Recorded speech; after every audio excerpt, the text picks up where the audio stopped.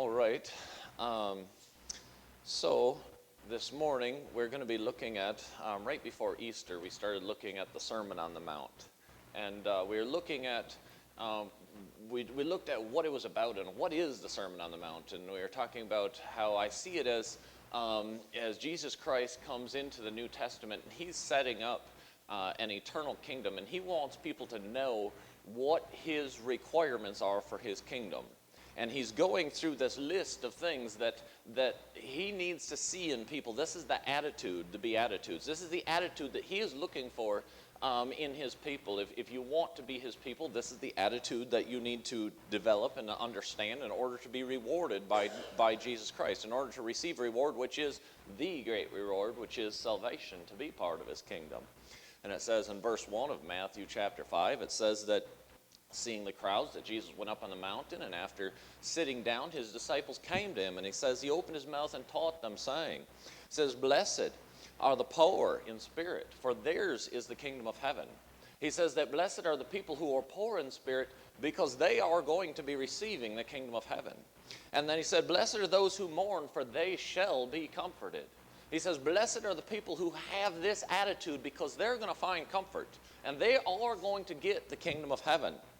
And I believe all these characteristics really work together. And they build out one attitude that is the attitude of the people who will be part of Jesus Christ's kingdom. And they're all working together. So we're looking at this and we're saying, what is this attitude that Jesus Christ is going to just pour out blessing upon? What is this all built together of all these texts? And so as we're looking at this, it's a little bit like, especially when I used to work in town and I'd work long hours, and I still do this pretty frequently, but I would bring home what I would tell my kids, this is special treats. I'd bring home special treats, that we call it special treats. So anyway, a lot of times I'd buy a box of those individually wrapped Rice Krispie bars, and I'd put them in the back of my car. And I would come in, or I'd stop and buy something. I'd come in, and a lot of times, if you see me during the week, I generally wear a sweatshirt unless it's hot. And anyway, I'd put them treats in my shirt, and I'd hide them, and I'd walk in, and I'd be like, guys, I forgot to get special treats. And then I'd kind of crunch them, crunch, and they'd be like, and they jump me, and they're pulling on my hands, and they're trying to pull my hands out, and they're like, you got special treats, And so I do this all the time, but there's been times I've come home with special treats, and they did not get them because of the attitude. They, if they're fighting, they're like, it's mine, give me it. I'm like, wait a minute. I came here with the intention of bringing you special treats. I came here with every intention of giving you this gift, but you're not getting it with this attitude. You're not getting it. Even though I'm offering you this free gift, there is an attitude that's required here. There is a certain level of understanding that needs to happen. And so in an ideal situation, before I give it to them, I say, why am I giving you special treats? And they have to know the answer, don't you guys? They got to know the answer. And the answer is, because you love us, Dad. I say, yes, because I love you, I brought you special treats. And then I give them their special treats, because they had the attitude, they understood, they got the point and the meaning, is I brought this because I love them. And so, this is sort of like Jesus in a far sense of the word. Not, but a little bit. There's a certain level that clicks here. Because Jesus is coming, and he is ready and willing to pour out blessing upon us. He loves us. And he wants us to know that he is giving us this gift, and he is ready to pour out blessing on us because he loves us. Not because it's mine, not because I deserve it, not because I so earned it, not because I'm so great, but because he loves us. He is willing and wanting like a father. He is ready to give us this special treat. He is ready to treat us as his children. He is ready to give us this. But what is the attitude? And as we look at all of these attitudes, it builds into one attitude so that we know what our Father is seeking when we're going to receive or not receive the kingdom of heaven. We need to know this attitude. We need to understand this attitude. So first he says that blessed are the poor in spirit, for they shall receive the kingdom of heaven. And he says that blessed are those who mourn, for they shall be comforted. And then he says, as we continue into this next one in verse 5, he says, blessed are the meek, for they shall inherit the earth. He says the meek are going to get the entire world. Now, when you think about this, when you think about meek people, humble people, they generally kind of get trampled in this world. They get stepped on. They get pushed aside. So how are they going to inherit the entire earth? How is the world going to belong to the meek? And we know that in 2 Peter 3:12 it says we are waiting for and hastening, excited for, waiting for and hastening the day, the coming of the Lord. And it says because of which the heavens will be set on fire and melt, and the heavenly bodies will dissolve. And it says, but according to his promise, we are waiting for new heavens and new earth where righteousness dwells. The day that Jesus Christ comes, there's going to be a turning of the tables.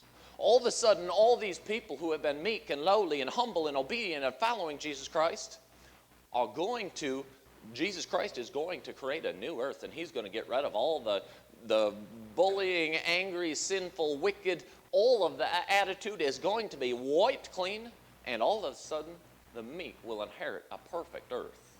An earth where righteousness dwells, where goodness is, and the meek will inherit the earth according to his promise. It is going to happen. The people who you never thought were going to receive it are going to receive the earth. The people with the attitude and understanding that Jesus Christ is seeking for in order to give them his gift.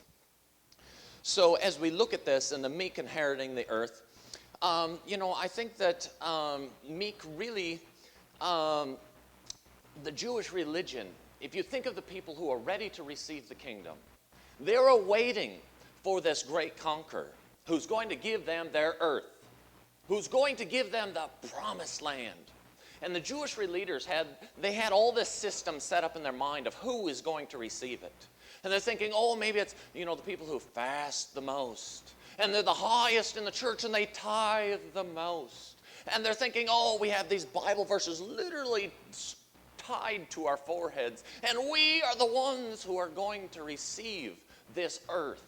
And then you can imagine their shock and how they scowled at Jesus when he arrives, and all of a sudden he's going to the poor and the lame and the crippled and the sinners.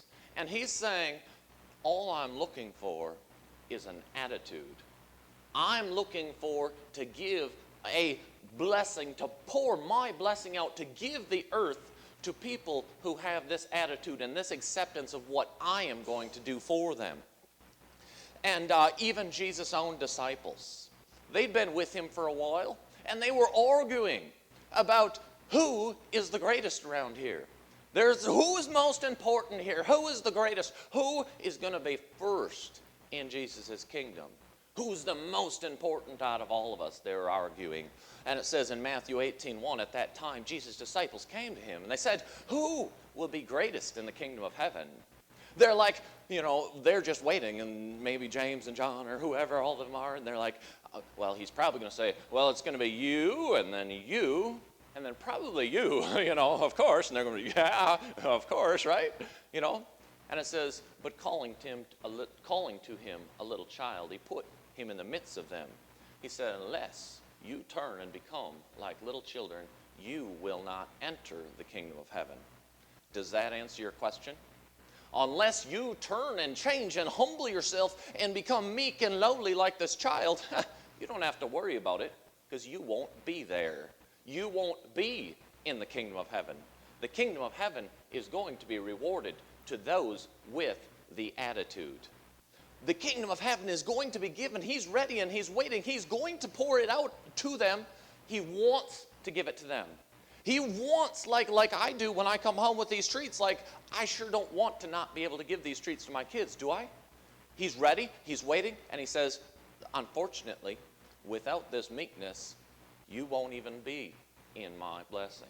You won't get to enter that kingdom unless you change and repent. And you can see how maybe the Jews had this wrong idea of who Jesus was. Because it does say, they read in the Old Testament in Zechariah 9:9, it says, rejoice greatly, O daughter of Zion. Shout aloud, O daughter of Israel. Behold, your king is coming. And he says, mighty and having salvation. And so they're thinking, this great king. He's going to come in here. He's going to start knocking off these Romans, just slaying them. He's going to just charge this army through. And he is going to give us our special treat. Our land, our world, we will inherit it all. He will give us world domination. But then the end of that verse says, meek and lowly, humble and mounted on a donkey, the colt, the foal of a donkey, a little baby donkey. He comes in, you know, and this is all it took for them to say, this is not our king. This is not who we're looking for. Meekness is weakness. Meekness dies, and we'll actually do the killing ourselves, matter of fact. They said meekness doesn't win. Meekness doesn't inherit the earth. Meekness receives no victory. Meekness is soft and weak, and you lose. We don't want... Jesus is not the guy. He's not our Messiah, because if he was our Messiah, he would have brought toughness and strength, not meekness. You'll never win with that. And that was their idea. And as we think about this, I want to tie in, and I know we're already running out of time, but I want to tie in because, you know, some people like it when I cover 2 verses a week instead of 1. I'm trying to speed through this. If it was up to me, I love the Bible, and I hate passing over details, and it's all great. So I don't like leaving anything out. But I want to try and tie in. I want to skip down and cover the persecuted, because I think that meekness and persecution go pretty hand in hand. They go close together. And I think that many times, we watch a lot of Westerns at home.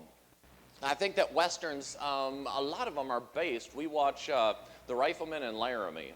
So, you got Chuck Connors. Every time we start it, the kids are like, starring Chuck Connors. Like even Simeon loves to say that. But anyway, we're watching The Rifleman, and, you got Slim and Jess and Lucas McCain, and there's so many of these are built on this moral level. And many times, Lucas McCain and the Rifleman, something bad's happening, and all he's got to do to stop getting beat up is to tell them where the neighbors hide their money or something. And his kid Mark is always saying, Dad, isn't there just a way out of this? Isn't there a way that we can just not lose the farm by just doing this? And his dad says, yeah, but that's not what the Bible says. That's not the way we do things, because we will suffer injustice in order to do what is right, and we'll lose ourselves. And so many times, somebody calls him out as a coward. You know how Westerns go. And his little boy, he's like, Dad, are you going to let him get away with that? You can't let him call us a coward. You can't do this. And he says, you know what, son, there's things that we fight for, and there's a time to be called a coward, because it's not the battle we're looking to fight. We're only looking at what is right, son. Isn't that right? Yeah, okay, Dad, but it's not easy. And meekness takes a beating. Meekness takes suffering. And we see this over and over as we watch these Westerns that is built on this moral compass. That meekness is what you need to have. And it's not going to be easy, because it's going to cost you a lot of suffering. It's going to cost you a beating. It's going to cost you a lot of things that don't go your way. And meekness is not fighting for your rights. It's fighting for what's right. It's not weak. It's very strong. But unfortunately, it doesn't stand up for itself necessarily. It stands up for what is right. It takes a very strong individual, but it still only stands for what is right. That's what meekness is. And if you think about meekness and humility, what's the difference in between meek and humble? Well, they're both humble, but meekness comes with this certain level of being able to take a punch. It's not slashing out and threatening at people. There's no fight in meekness except for what is right. Meekness fights for what is right, not what is yours. And it's just a little bit different. So I want to, if we skip down to really quickly, right before we close here, but if we skip down to the 10th and 11th beatitude, it says in verse 10, it says, blessed are those who are persecuted for righteousness' sake, for theirs is the kingdom of heaven. So when you are being persecuted for what is right, blessed are you, because you've got the attitude. You are someone who has the attitude who's going to receive this blessing. This blessing that is the kingdom of heaven. is going to be poured on you because you have the attitude, and it's shown by the fact that you're being persecuted for righteousness' sake. And it says in verse 11, blessed are you when others revile you and persecute you and utter all manners of evil against you falsely for my name's sake. He says, rejoice and be exceedingly glad, for great is your reward in heaven. He says, be happy when you are getting pounded, when you're getting the snot beat out of you, because you have the attitude. You are meek and lowly and poor in spirit and humble and not slashing out and lashing out. You have the evidence that you're enduring this is the evidence of who you are inside. Because if you weren't meek, you would say, "Wow, like I'm suffering," like you wouldn't stand for that. You wouldn't be persecuted. You wouldn't, if you have this attitude that these all build together to create, that is meek and lowly and humble in spirit and broken and persecuted and suffering. This is all built into the attitude that's going to receive the special treat. The kingdom of heaven, the earth will belong to you. You have the attitude, and be happy when this is happening, because this shows you, I do have the attitude. Be super glad when you're getting really thrown around. It's kind of the opposite of the way many people would think about life. But so here in closing this morning, I just think that this is so much of this attitude was demonstrated by Jesus Christ. He showed us this attitude. Jesus Christ was the meek of the meek. Jesus Christ had this attitude. He embodied it in 1 Peter 2:3. It says, when he was reviled, he did not revile in return. It says, when he suffered, he did not strike out. It says, but he continued entrusting himself to him who judges justly. When Jesus Christ, you could step on his foot and he wouldn't say, ow, you hurt me. You could whip him and spit in his face and he would say, Father, forgive them. Like, that is the epitome of weakness. When people harassed him, he didn't fire back. When he suffered, he didn't lash out in his defense. And it says here in Isaiah 42 in verse 2, before Jesus is coming, it says what he would be when he arrives. And it says that a bruised reed he will not break, and a faintly burning wick he will not quench. And it says, but he will faithfully do what is right. He's not going to harm a fly. He is going to be gentle and careful and lowly and humble and meek. And so, as we think about this, Jesus, if you think about his entire life and all that he was, he stood up for the poor. He stood up for the suffering. He stood up for his Father. He stood up strongly for his Father's house. But he did not stand up for himself. He never came to his own defense. He said, wait a minute, I come to the defense of what is right, what is moral, what God says is right. And he wasn't a weakling. He was strong. He stood there and took a beating for what is right. And he stood his ground for what was right, but never once in his meekness did he defend himself. Never once did he say, hey, this ain't fair. I don't got to go through this. He said, what is right? And he suffered through it. He says, what is moral? I'll do that. Who is suffering? I'll stand for them. But he didn't think about himself. This is the attitude. This is the attitude that inherits the earth. This is the attitude who will receive these special treats. The kingdom of heaven, and special treats I know is belittling to such a gift. But this is the attitude you must have when you meet Jesus Christ, or when right now to receive what he's offering you before your life passes away. You need to be humble and lowly and seeking mercy and love from a God that you do not deserve this, and you understand this, but you're willing to be humble and meek and broken before him, that he may be able to pour out upon you his blessings. So let's, I usually close in a word of prayer, but now we do that after the final song, so let's not. All right.